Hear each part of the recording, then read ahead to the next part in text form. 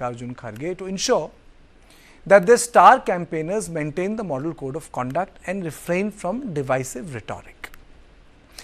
In a statement, Election Commission of India reprimanded both parties for campaigning based on caste, community, language and religion.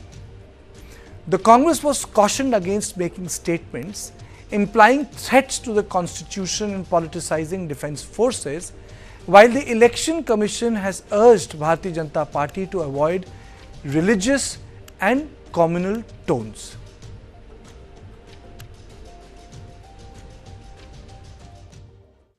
Congress कहती है संपत्ति पर पहला अधिकार मुसलमानों का है।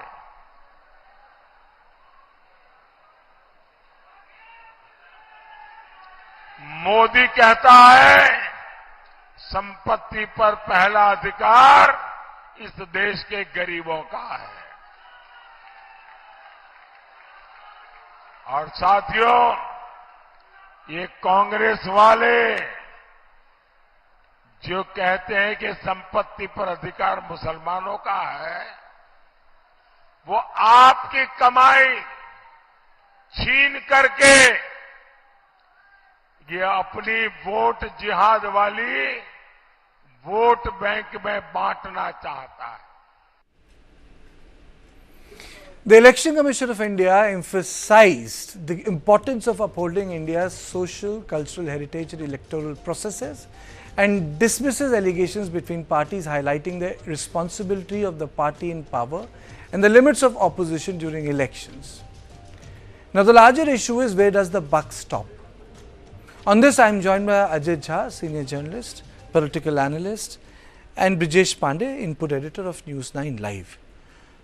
And we would soon be playing out the bite from the other side to give you a picture that, well, everyone did whatever they wanted to do in this election.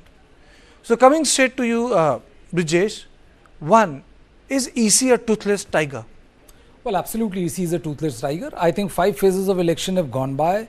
If EC is issuing this particular notice right on the cusp of when only 24 hours are left as far as the campaign ending for the 6th phase of election, and EC comes with this kind of directive, it clearly shows that, you know, had EC been alert about it, a lot of sentences, a lot of statement which have been made, a lot of statement which has been made to particularly target a particular community on religious line, caste lines could have been completely avoided.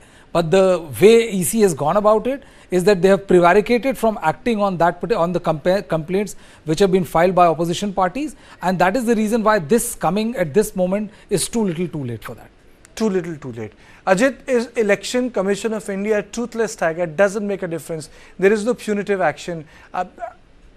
No one to make an example. No more sessions are there, or maybe even if there is another session who will come to the system, will understand the system has undergone a huge change. See, Kartikeya, it all depends on who the EC is and how does the EC control the campaign. I mean, think of TN Session and think of the Model Code of Conduct, which for the first time, I mean, although the Model Code of Conduct has been there right from the beginning, but for the first time, that became such a strong, I would say, you know, ethical code that political parties were afraid. They thought if they violate it, they'll go to jail. So it depends on the personality of the ECs. It depends on how they conduct it.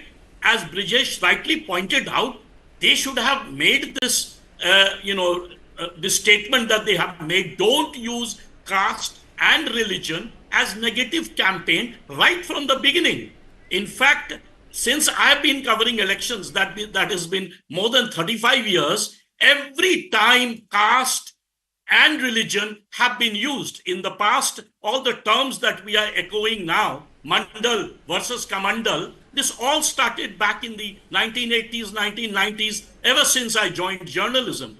And every time the EC has made this kind of plea that do not use negative campaign in terms of misuse of these identities. These are the cement of Indian universe in a way, caste and religion, because India is a multi-caste, multi-religious country. but the negative use of it, the fact that you sort of target your opponent by using them, that is divisive. And what is so terrible about divisiveness? When you come to power, you have to do governance. And to do governance, you need consensus, not conflict in society. But the EC has been rather lax in this. In fact, initially when they did, they only sent it to political parties, not to leaders directly. There they should be more fair, they should be more sort of firm, and they should take a sort of pointed decision on this. Well, it has come, I'm glad, because the negative campaign this time has been terribly divisive. Out bite of Rahul Gandhi. This is in context of Agniveer. So that's the other side of the story. Hindustan के border की रक्षा हरियाणा के युवा करते हैं, बाकी प्रदेशों के युवा करते हैं। दिल में, खून में, डीएनए में देशभक्ति है आपकी। और नरेंद्र मोदी जी ने पहली बार हिंदुस्तान के जवानों को मजदूर में बदल दिया है। मजदूर में बदल दिया है। कहते हैं कि दो तरीके के शहीद होंगे, एक नॉर्मल जवान या अफसर, उसके परिवार को पेंशन मिलेगी, शहीद का दर्जा मिलेगा, सारी की सारी सुविधाएं मिलेंगी। और दूसरा गरीब घर का बेटा जिसको अग्निवीर नाम दिया है, इस अग्निवीर को ना शहीद का दर्जा मिलेगा, ना पेंशन मिलेगी, ना कोई सुविधा मिलेगी, ना कैंटीन मिलेगी। ये योजना नरेंद्र मोदी की योजना है, ये सेना की योजना नहीं है। सेना इसे नहीं चाहती है, ये पीएमओ से योजना बनाई गई है। तो मैं पहली बात आपको कहना चाहता हूं, इंडिया की सरकार आएगी, अग्निवीर योजना को उठाकर हम कूड़ेदान में फेंक देंगे। To keep aside the word Kuradan and to keep aside the word which policy is not made or stand by PMO, but one thing is very clear, that in this election a lot of structural issues have been taken up and they were really very divisive. For example, reservation, constitution, reforms in the Indian army. Agniveer is part of the reform system in context of the pension. We have no money to spend on weapons because half of the money goes in pension. Those have become very debatable. But for EC to actually come on certain structural issues but to not go for pinpointed violators is something which I feel is out of line. EC should have been much more vigilant. That is the reason, Kartikeya, I said that EC, it has come too little too late. And when you said that is EC a toothless tiger, I immediately agreed. The reason I am saying this is that had the remark been made by BJP? No. Had the remark been made by Congress? No. The complaint to EC by Congress was against Prime Minister Narendra Modi. The complaint by Congress to EC was against specific ministers and individuals in the Congress party. Vice versa also, the complaint was made specifically against Rahul Gandhi, not against Congress party per se. What is a Congress party?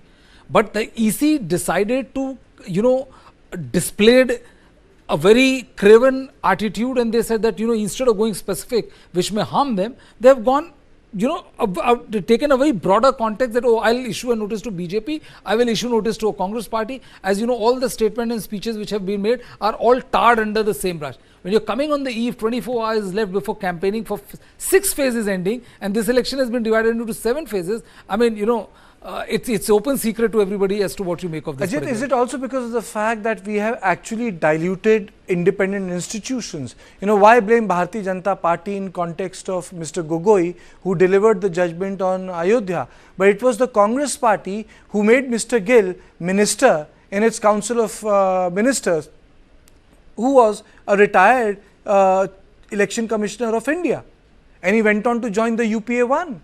So the lines have been blurred a long time ago.